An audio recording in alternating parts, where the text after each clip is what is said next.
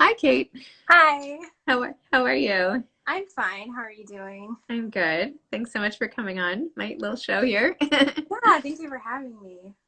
I'm so glad your mother raised let me know about you. I mean, you're this accomplished poet and you have such a career already. And oh my gosh, so it was Yeah, great.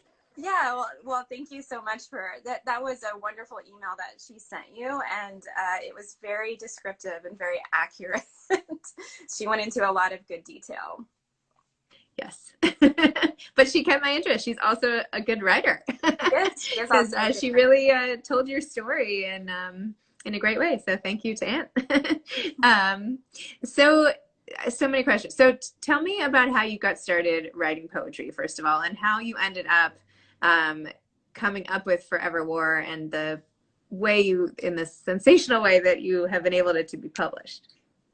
Yeah, so I had always written poetry, even as like a small child. It was something that I really enjoyed doing, but it wasn't until I was much older as an adult in my 30s, as specifically after I had I have one son. He's 8 years old now, and after I had him, I just felt this sense of that if I was going to accomplish any goals that I had, I needed to do that now. I think having children can really encapsulate your own mortality for yourself. um, so I decided I needed to really buckle down and get serious and actually do the work.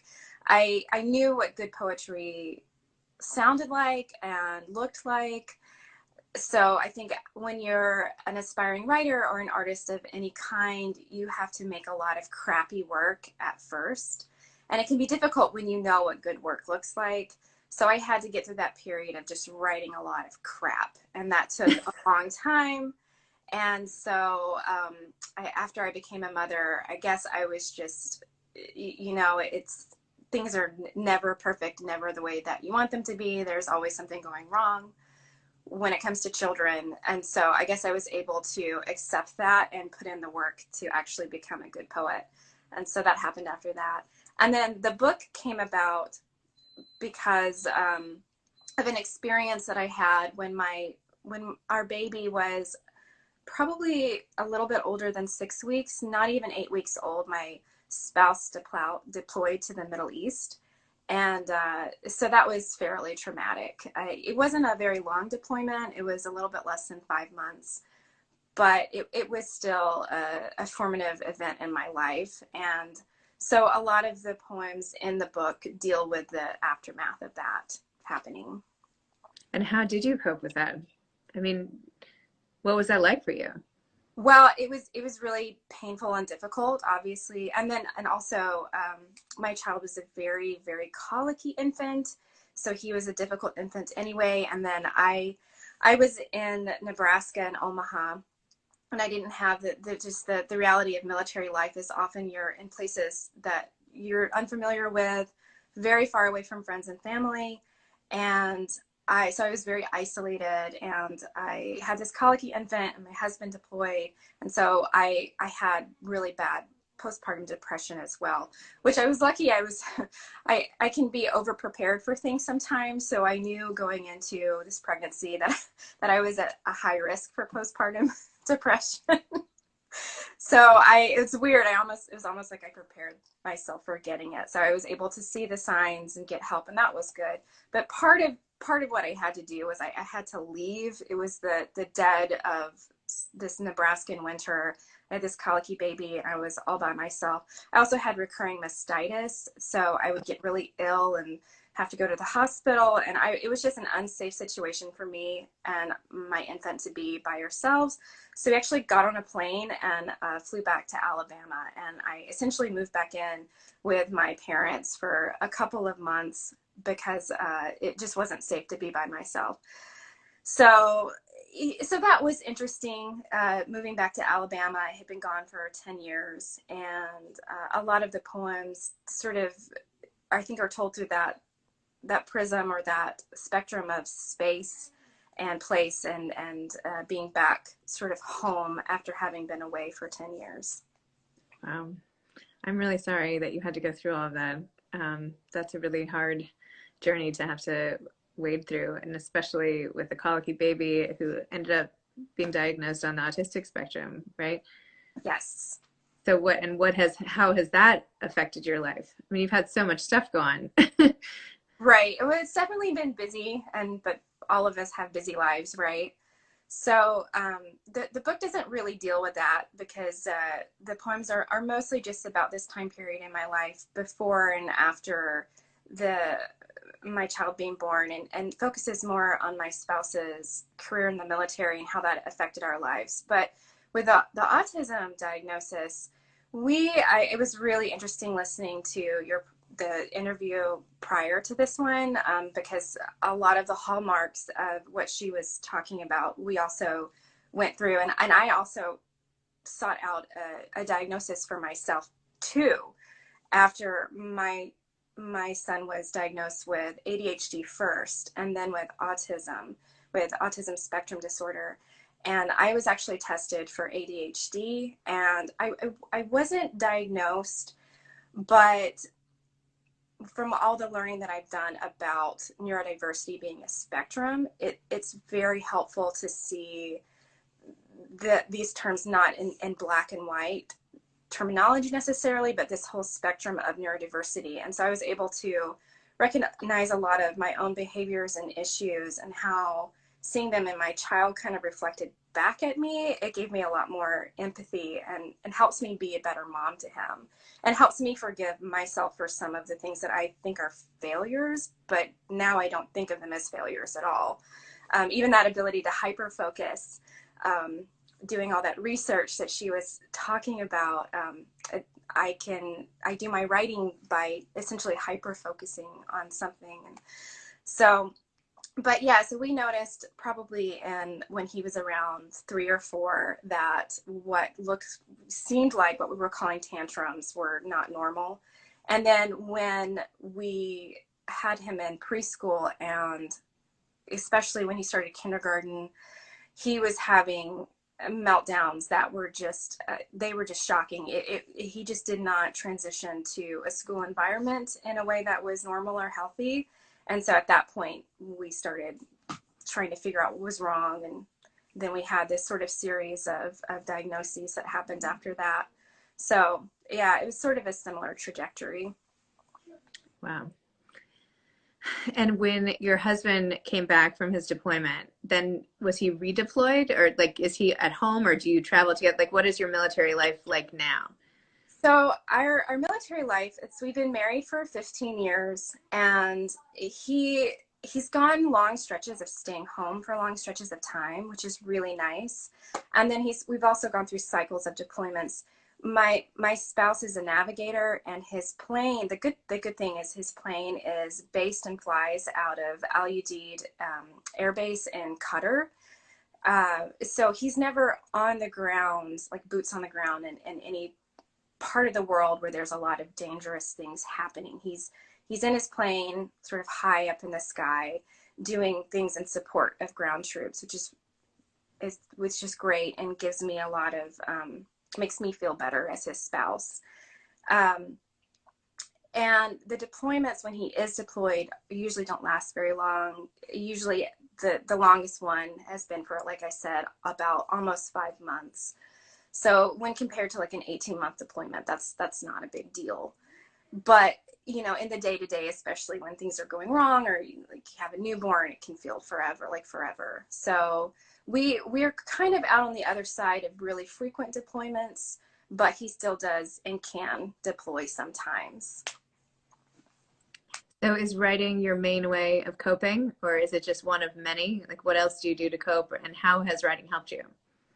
I thought that writing at first I thought it would be therapeutic, and that it would be a way to cope and keep busy. And then what I discovered was that writing doesn't necessarily function that way for me. It takes me years to process things, and I have a difficult time writing about things as they're happening or in the immediate aftermath. I just have to sit with things for a long time. And so the events, and I'll actually show you my book, the events that happen in Forever War, most of this happened like 8, 9, 10, plus years ago, 15 years ago. And I was just able to write about them starting probably like 2 or 3 or 4 years ago. But, and I'm sorry, I'm starting to lose the thread of what you.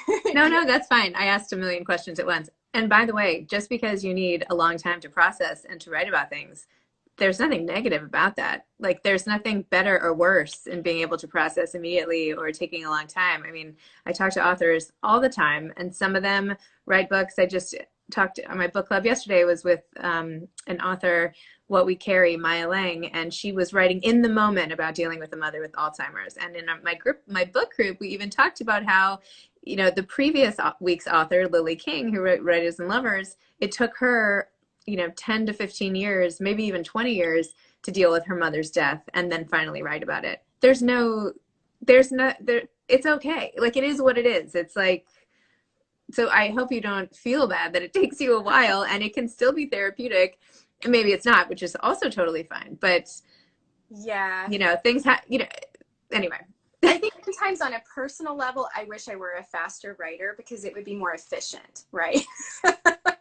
But I also understand, especially when I am able to look back through my own writing process, that things take the time that they take, and I cannot rush them. And then I don't want to call it a product, but the piece, or the writing piece, or the book in this case, that I get out of it afterwards is, I know it's the best that it can possibly be because I spent the time with it.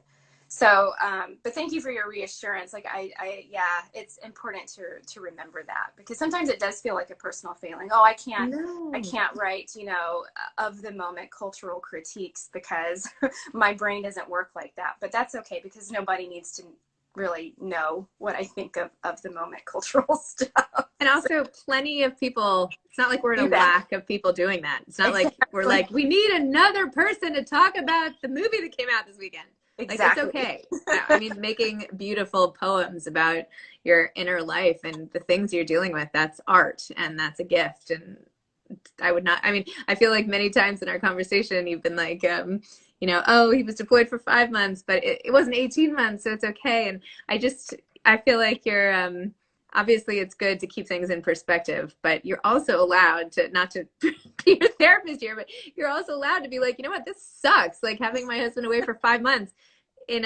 like around the world. Like, I have a hard time when my husband is gone for 5 days. So, Right. and I don't have a newborn anymore. So you can like have your feelings without trying to minimize them, you know? So, you know, it's funny, and I do recognize that I probably am minimizing them. I'm always just thinking, though, about military spouses that have, you know, that they go through things that are objectively tougher, even though everyone reacts individually differently. So it's not good to compare experiences. But I guess I do just feel that need to be to just be like, it's not as bad as it could have been. And then also sometimes too, you know, you don't want your life story to sound like a sob story too, because that's also not an accurate representation either. yeah. Would you mind reading a poem? Oh, sure. I would love to. Definitely. I will read, let's see.